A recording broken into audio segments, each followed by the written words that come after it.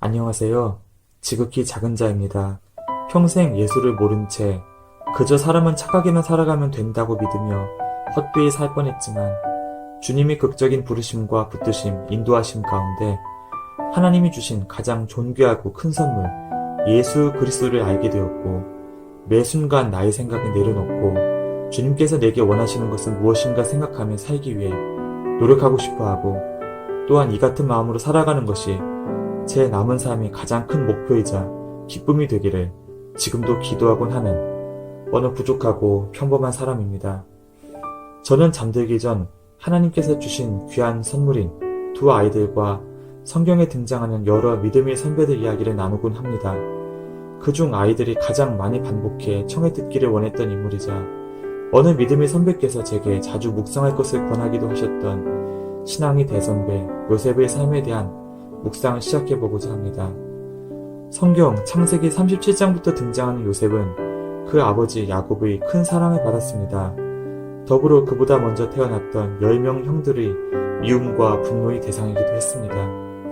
형들이 요셉을 미디안 상단에게 은 20에 팔아버린 이야기도 유명하지만 그뿐만 아니라 창세기 34장, 창세기 38장, 그리고 야곱이 죽기 전 그의 아들들을 위해 마지막으로 기도하는 49장의 장면 등을 두루 미루어 볼 때 요셉의 형들은 대체로 그 성품이 온전치 못하였고 하나님 보시기에도 옳지 않은 삶을 살았던 인물들이었던 것으로 보입니다. 소년 요셉은 성경 속 하나님의 사랑을 받았던 많은 인물들이 그랬던 것처럼 분명 형들이 성전과는 다른 모습을 가지고 있었던 것으로 생각됩니다. 훗날 성전에서 하나님의 일을 섬기던 사무엘이나 들판에서 양을 치던 소년 다윗과 마찬가지로 그 역시 하나님을 경외하고 그의 뜻을 묵상하며 정직하게 살았을 것입니다. 아마도 그런 구별된 모습이 여전히 죄와 세상 방법과 타협하며 살아가고 있었던 10명 형들의 분노를 더 부채질했을 것으로 여겨집니다. 이 대목의 성경에는 그들의 잘못을 아버지에게 말하더라고 묘사되어 있지요. 요셉의 꿈은 하나님께서 그에게 직접 주신 것인데 이는 분명 꿈이라는 형식을 빌어 전달된 하나님으로부터의 선언이라고 할 수 있습니다. 형들의 곡식단이 요셉의 곡식단에 절을 하고 해와 달과 11별이 요셉에게 절을 하는 꿈. 그 꿈의 주인공이 된 요셉은 어떤 기대를 품으며 살았을까요? 장자권이 분명했던 고대 근동의 목축 문화권 사회에서 비록 정실 라헬의 아들이었지만 위에 10명이나 되는 형들이 엄연히 있었던 상황에서 요셉은 하나님의 섭리와 아빠 야곱의 사랑에 힘입어 나 요셉이 이 이스라엘 전 족속의 차기 족장이 되겠구나 이 정도를 기대했으리라 예상해봅니다. 야곱이 11번째 아들이었던 요셉으로서는 실로 엄청난 비전이었죠. 좋은 꿈을 꾸었던 요셉은 당연히 본인의 가까운 미래에 마땅히 일어날 좋은 일을 기대했을 것입니다. 그러나 하나님의 스케일은 완전히 달랐습니다. 지금의 미국과 같은 지위에 있던 당시 초강대국 이집트의 실질적 왕, 통치자로 요셉을 세우는 방식으로 위의 꿈을 현실로 이루실 계획을 이미 가지고 계셨던 것입니다. 그것은 소년 요셉이 자신의 삶과 여건을 토대로 그를 보았을 밝은 미래와는 완전히 다른 그림이었습니다. 이 그림은 요셉 개인의 입장에서는 실로 날벼락처럼 찾아온 억울함과 그 이후 줄기차게 이어지는 고난과 눈물의 시간을 통해 비로소 현실로 바뀌게 됩니다. 그가 경험했던 고난의 때는 언제 끝날 줄 짐작해볼 희망조차 품을 수 없었던 실로 엄중한 시간이었습니다.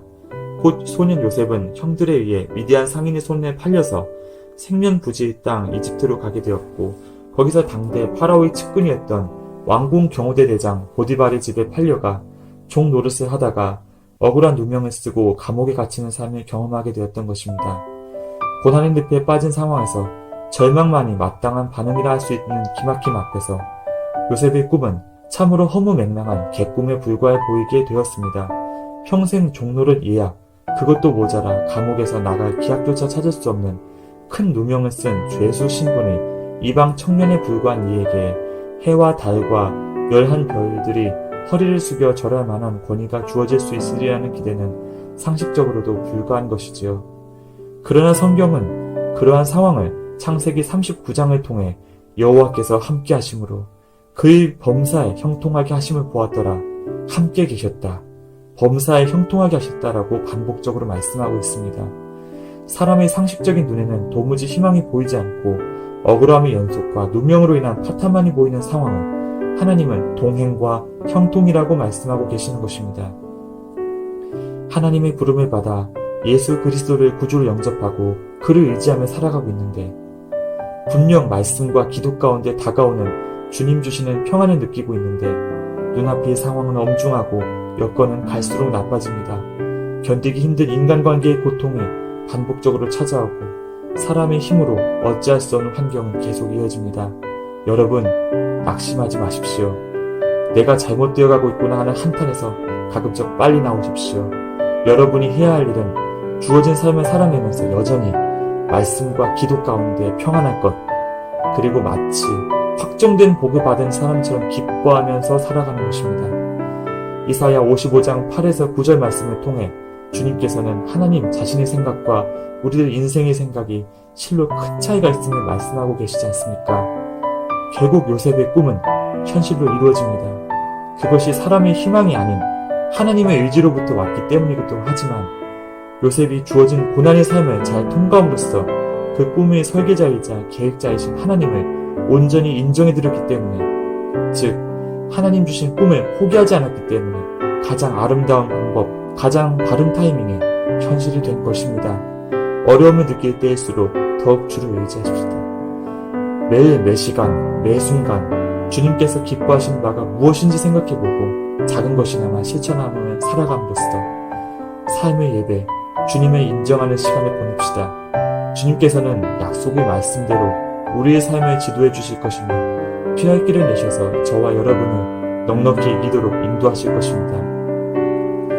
다음 시간엔 꿈을 꾸는 자에게서 꿈을 해석하는 자, 그리고 꿈의 해석을 넘어 꿈의 해결책을 제시한 자로 성장하는 요셉의 변화를 생각해보는 시간을 가져보려 합니다. 짧은 기도로 마무리하겠습니다. 시편 105편 19절 여호와의 말씀이 응할 때에 이르기까지 아름답게 살아낼 수 있는 힘을 저희에게 주옵시고 어려움 가운데서 잘 단련되어 주님 영광 나타내는 은혜가 저와 여러분의 삶 가운데 임하기를 예수 그리스도의 이름으로 간절히 기도합니다. 감사합니다.